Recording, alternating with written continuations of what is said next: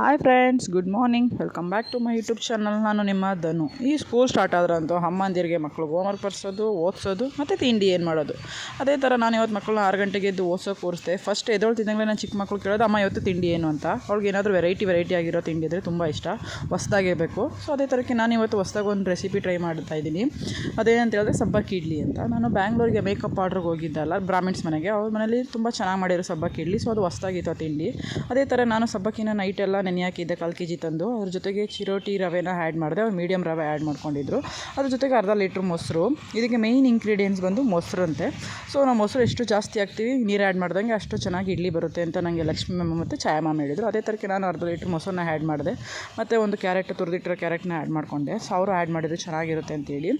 ಮತ್ತು ಸ್ವಲ್ಪ soda add ಮಾಡಿಕೊಂಡೆ, ಸಾಫ್ಟಾಗಿ ಬರುತ್ತೆ ಅಂತೇಳಿ. ಜೊತೆಗೆ ರುಚಿಗೆ ತಕ್ಕಷ್ಟು ಉಪ್ಪು ಆ್ಯಡ್ ಮಾಡಿಕೊಂಡು, ಮತ್ತು ಅದ್ರ ಜೊತೆಗೆ ನಾನು ಸಾಸಿವೆನ ಕರೆದಿಟ್ಕೊಂಡಿದ್ದೆ ಫಸ್ಟೇ. ಸೊ ಲಾಸ್ಟ್ಗೆ ಆ್ಯಡ್ ಮಾಡ್ಕೊಳ್ಳೋಣ ಎಣ್ಣೆಗೆ ಹಾಕಿ ಅಂತ.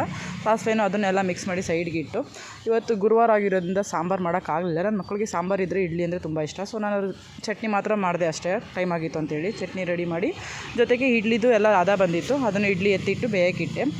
ಮತ್ತು ನನ್ನ ಮಕ್ಕಳಿಗೆ ಚಟ್ನಿ ಆಗಿರೋದ್ರಿಂದ ಫಸ್ಟೇ ತಿನ್ನೋಕ್ಕೆ ಇರಿಸು ಮುರ್ಸು. ಸೊ ಹಾಗಾಗಿ ನಾನು ಚಟ್ನಿಗೆ ಏನಾದ್ರು ಹೊಸ ಡಿಫ್ರೆಂಟಾಗಿ ಲುಕ್ ಕೊಡೋಣ ಅಂತೇಳಿ ನಾನು ಅದಕ್ಕೆ ಒಗ್ಗರಣೆ ಆ್ಯಡ್ ಮಾಡಿದೆ.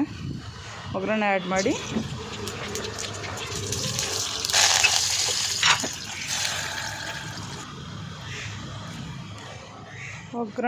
ಮಾಡಿ ಚಟ್ನಿನ ರೆಡಿ ಆಯಿತು. ಅಷ್ಟೊತ್ತಿಗೆ ಇಡ್ಲಿನೂ ಬೆಂದು ರೆಡಿ ಇತ್ತು. ಸೊ ಮಕ್ಕಳು ಸ್ನಾನ ಎಲ್ಲ ಮಾಡ್ಕೊಂಡು ರೆಡಿ ಇದ್ದರು. ಅವರಿಗೂ ತಿಂಡಿ ಕೊಟ್ಟೆ. ಅವ್ರಿಗಂತೂ ತುಂಬ ಅಂದರೆ ತುಂಬ ಇಷ್ಟ ಆಯ್ತು ಈ ತಿಂಡಿ. ನನ್ನ ಚಿಕ್ಕ ಮಗಳಿಗಂತೂ ತುಂಬ ಫುಲ್ ಖುಷಿ, ಏನೋ ವೆರೈಟಿಯಾಗಿ ಅಮ್ಮ ಟ್ರೈ ಮಾಡಿದ್ದಾರೆ ಅಂತ.